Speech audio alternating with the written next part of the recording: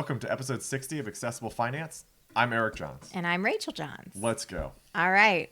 So you may notice that we have a slightly different setup here. I hope it sounds better. Yeah, testing out some stuff. It's supposed to work out better when we talk over each other, so I'm excited. Very excited.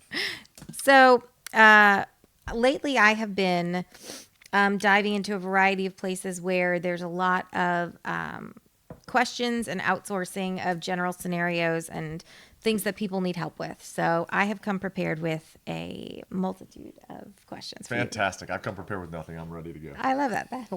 Why change? Yeah. Okay.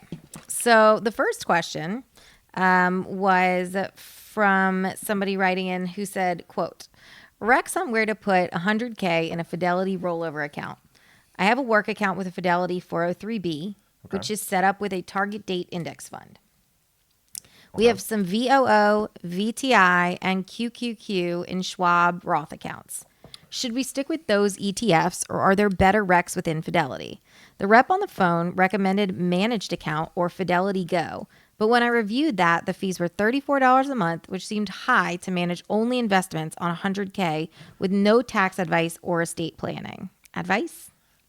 I actually think $34 a month is quite low.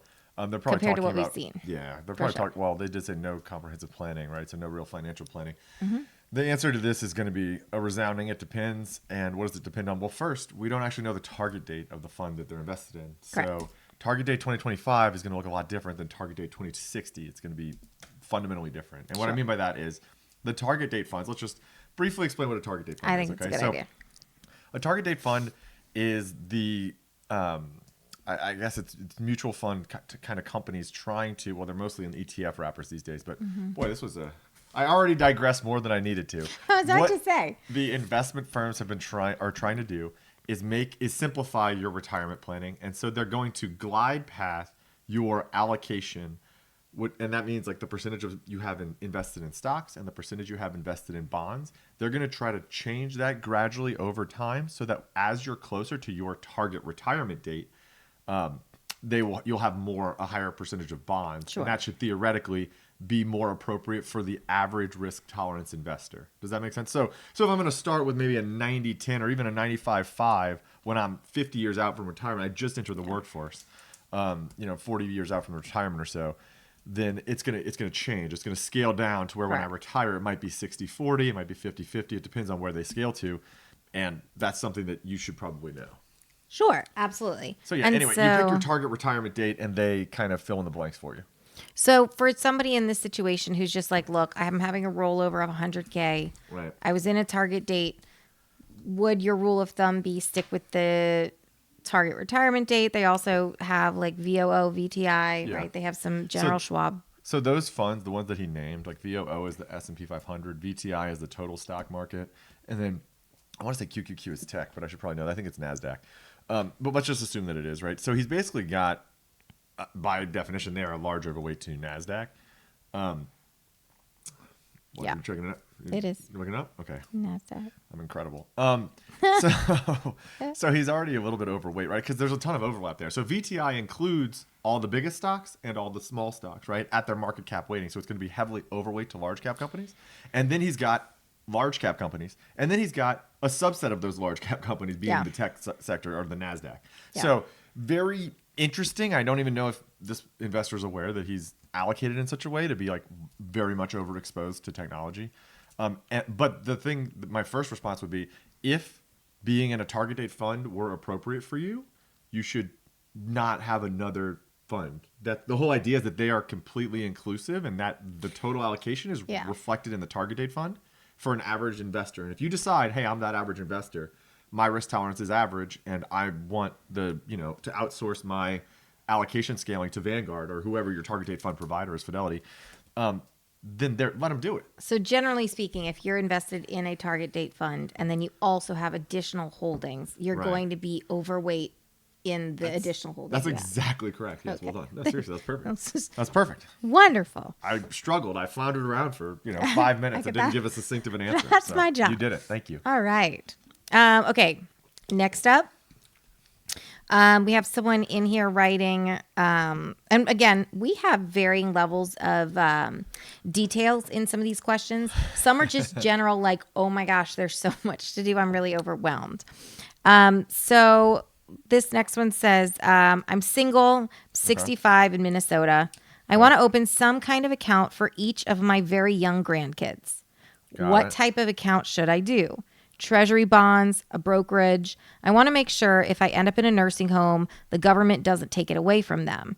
I'm also thinking that neither they nor their mom needs to know that I'm doing this. Interesting. Very. Very interesting. Yes. So when he says nursing home, I'm assuming he means Medicaid so that there's a 5-year look back on assets and they try to claw it back into the government's fund. Right. The government's pockets. That's interesting. I'm not certain that there's a way you can shield yourself from the Medicaid clawback other than waiting the 5 years. It would have to be an irrevocable donation at that point, right? Like, so if you still own and control the asset, like if it's I just make another checking account or a brokerage just account, say I just put the funds in there and I'm just like, hey, this is going to be for my grandkids.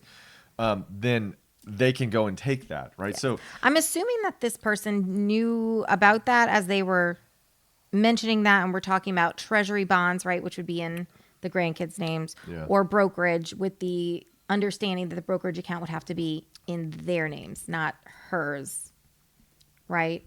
Just earmarked for them. Correct. They can open like UTMA accounts or Uniform Transfer to Minors Act. Those kinds of accounts are going to have a custodian, or a custodian, and then they'll be for benefit of the grandchild. So I am not sure. I'm not a lawyer, and I'm not sure exactly how impenetrable they are. Yeah. Right. It's also not Louisiana state law, even if I were, a practicing attorney here. But the idea is that you probably want to talk to an attorney, like an elder law attorney, where they can walk you through, the Medicaid clawbacks. So legal implications aside, what type of account is optimal for trying to start something for kids now? Yeah, so that's a good question, right? So the way I would look at it is this. If you trusted your children, we've talked about it a number of times on the show. Yeah. We have 3 children, Connor, Adam, Zoe. Yeah. Okay, let's assume that Zoe has a grandchild and she names him... Not her own grandchild. I'm sorry, a child. She has a child. Jeez, boy, Our grandchild. I'm good at this, huh? Yeah, I got you. I got you. So she has a grandchild and she names... No, she is a child, again. Yep, really bad. Fix me, Rachel, help. Anyway, so she has a child. Child's name is Brock. Okay, Zoe's child's name is Brock. He's a strong guy, just, like Brock Lesnar. Just like a professional wrestler, just a huge, intimidating figure. Okay, fair enough. All right, so her kid Brock. Yep. Sorry.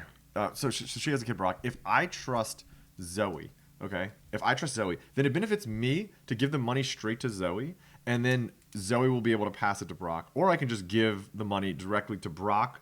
Like, I can write a check to Brock and Zoe can deposit it in Zoe's checking account, theoretically speaking. Like, basically, when you make a UTMA account, or it doesn't shield the assets from misuse by the parents as much as you might think. Yeah.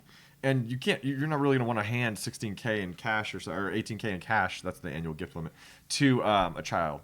So it's kind of an awkward situation. But basically, if you trust your kids, give the money to your kids and then let it pass to your grandkids. If you're struggling with the estate tax, like lifetime gifting exclusion, if you think you're going to be over the limit and you're worried about generation skipping transfer tax, which is not something I really want to get into, but basically you can get taxed again on gifts if you're skipping the generation. So if I want to gift directly to Brock, and I could have to pay 40% and then another 40% on that. Mm-hmm. Can you speak a bit to, though, why giving directly to Zoe would be beneficial instead of to Brock, aside from the fact that, like, you're a child and having $18,000 is kind of, you're huge, not going to be able to do anything with it. Are there any, like... So if I trust Zoe, I give it straight to Zoe, and I just kind of say, like, here's some... This is the way I would like it spent. Please kind of respect my wishes. If I don't trust Zoe, then I basically I'm really tempted to make a trust. So I need to make a trust that Zoe can't really touch. And then have someone else be the trustee and enjoy Christmas. You know what I mean? Like, good luck seeing family around the holidays when you tell them I don't trust you enough. Well, you don't have to tell them that. Well, I mean, they're going to know the that implication the trust is definitely there. And they're going to know they're not the trustee. Are there any basis considerations? Basis considerations for, the children? Yeah. When you gift the cash, you're going to get, if you gift cash or you don't want to gift appreciated assets, you want to have those included in your estate so they get the step up in basis. You want to gift like cash or, yeah, that's it. You want to gift cash, just give cash in this case, or assets that have very close valuations to their basis. Anyway, if you gift it to the children and it's invested, they're not going to get a step up when their parents die. So if you gift to the parents, they're going to get a step up there. But also, like, there's not a great way to do it without a bunch of fees. So if you establish a trust, the trustee's going to take a cut every year. They're going to take some percentage for managing the assets every year and for just administering the trust. So even if you have like a corporate trustee, they might take $5 or so grand a year just for writing checks out and for the opportunity to, monitor it and distribute the trust, distribute the trust according to the trust instrument. And the trust instrument. Brief side note, there was one other thing that she mentioned. We're going to gloss over their mom nor they need to really know because we don't really know what the situation is there. Yeah. You certainly could create something with somebody else's name without You could. telling them. I guess. Yeah, it's just. I think it probably a becomes consultant tricky. attorney Yeah, kind I of think it becomes situation tricky come estate time. Okay, but she did mention treasury bonds, and you haven't waited on that. What are your thoughts on treasury bonds as the place to park said money? You're going to be subject to the annual tax impact, which is going to be treated as interest income on Schedule B. You're not super excited about that. It's The kids may be. and also not the excited. appreciation of the assets is going to be significantly less. We expect treasury bonds to have a lower expected rate of return than the market or equity markets over time. So you're locking into a lower expected rate of return. And if this is for the grandkids, even if it's, it depends on the age of the grandkids, but let's assume they're even like 14, 15. We're assuming they're under 18, right? But even if they're close to 18 and you might want maybe their first house or so, you still got a 10-year plus time horizon. So your time horizon is probably pretty substantial and maybe even longer than that. So equity markets are probably a preferred place to be. But again, one of the points that I feel like I made poorly and would like another go at it is that you would want to, the UTMAs do not preserve the funds from misuse as much as you might think, because you can use funds within a UTMA, like, so the parents, like if I wanted to give, remember I want Brock to get the money, so I put this $18K a year in a UTMA, and his parents are his custodians, and they are listed as the custodian on the account. They would have access, or even if I'm the custodian, and then, well, he wanted out of his name, but even if I wanted to, if he didn't, and he wanted to be the custodian, and then the parents are like the successor guardians or custodians of the account, they are able to use the money for anything that would benefit Brock. And then there's not exactly a world police that is going to go and get them immediately if they misuse it. Yeah. Like if they go buy a car, there's ostensibly that's for Brock. Like they drive Brock around in a car. Like it's supposed to be for like, his use. Yeah. And Typically, service, it but if would. they're buying food, they can, Like kids typically, cost it would money. It's real easy require a third party to raise concerns Right. and to file a complaint right. against. Brock's the going to have to misuse go of and funds. sue them or whatever, and it's just not going to be great. Yeah, or another aunt, uncle, whomever. Mm-hmm. Okay. Sorry. Our next question is the following. I have a cash pension plan with my former employer. Okay. It grows at 4% every year. Got it. At some point, I will have the option to take the annuity payment or a lump sum. All of my retirement accounts are with Fidelity. My question is, should I leave the pension there growing at 4% or roll it over to an IRA at Fidelity? What types of things should I be thinking about? You're thinking about what your investment allocation or your investment mix is going to be in the IRA were you to roll it over? Like, what is your risk tolerance? What's your time horizon? Do we know this person's age? Is he like nearing No, retirement? this is the only piece of information we have. I will so say we're guaranteed. So it's basically we're guaranteed a 4% rate of return. this one did come from a community of like retirement questions. So presumably this person is Kind either of nearing retirement. yes. Yeah. So there's a number of things, right? And that's kind of that's one issue with the question. So if anybody wants to write in and ask questions, as much information as you can give us, just ballpark figures of like how much do you have in taxable, tax deferred, tax free, what's your age, what are your kind of general goals, like how much you spend every year, that helps immensely. What are you going to get from Social Security? right? Like those kinds of things. If you can provide that information, we can give you a much more clear. We have a assessment. really specific scenario coming up next, so Oh, you're yeah. going to get all So the we things we you got all the asked things. for. So this question, right, is 4%. I have a 4% pension. Should I annuity versus lump sum? You can do the math, but the math is almost always going to come out in like kind of a wash, depending like with like average life expectancies, because the underwriters and the actuaries that are writing these things are not like bad at math. So like They do they're it. gonna equalize them typically. So it's a question of, do you think you can get more than 4%? With your other asset mix, right? But if I think my other asset mix is like 100% fixed income, maybe I'm okay with the 4%. It also depends on what other dollars do I have. Is this cash pension funding the entirety of my retirement? If so, if I annuitize it, is that going to what percentage does that cover? Is there any Social Exactly. Security? Do I have a spouse? Do I have legacy concerns? There's so many. So like there's a number of things, and you could say like, okay, great, it depends, but like, what does it depend on? Like, what would make you Choose one over the other. Yeah. What's going to tip the scale? And annuitization typically is going to be, I don't care about leaving a legacy. Yeah. I don't need it. I just want to maximize the amount of dollars I can get from this pile of cash while I'm here. Sure. And then when I'm gone, I don't care who has the pile of cash or who's left with the principal, right? So, if you don't have legacy concerns, you're leaning more towards an annuity. If you're very risk averse, you're leaning more towards an annuity. It's probably those are the two most prominent. Yeah. And it also depends on the riders or the elections I was that you going can to say have you'd have to within look there. the length. Yeah. Yeah. So there's they all have very different they're gonna restrictions. They might be inflation adjusted versus not. Yeah. You might have a spousal successor or second to die like annuity, right? So Yeah. Or sorry, it's usually second to die insurance policies, but they'll have a survivorship like annuity, right? So if it's single life, then it's going to be a higher payout than if it's going to be joint, right? Yeah. So if I go to buy an annuity and it's just on my life, they'll pay me more if I hand them like $1 million and say, give me the most you'll give me. They might be willing to give me $4K a month or so, but then if I say, all right, and when I die, you're going to give the payouts to Rachel until she dies. Yeah. Then they might say, okay, cool. Now you get $3,500 a month. Exactly. Right? So they're gonna lower the payout. The more likely it is that they have to pay more. Yeah, because they have actuaries and things like Right. that working there to Right. math it all out, like you said.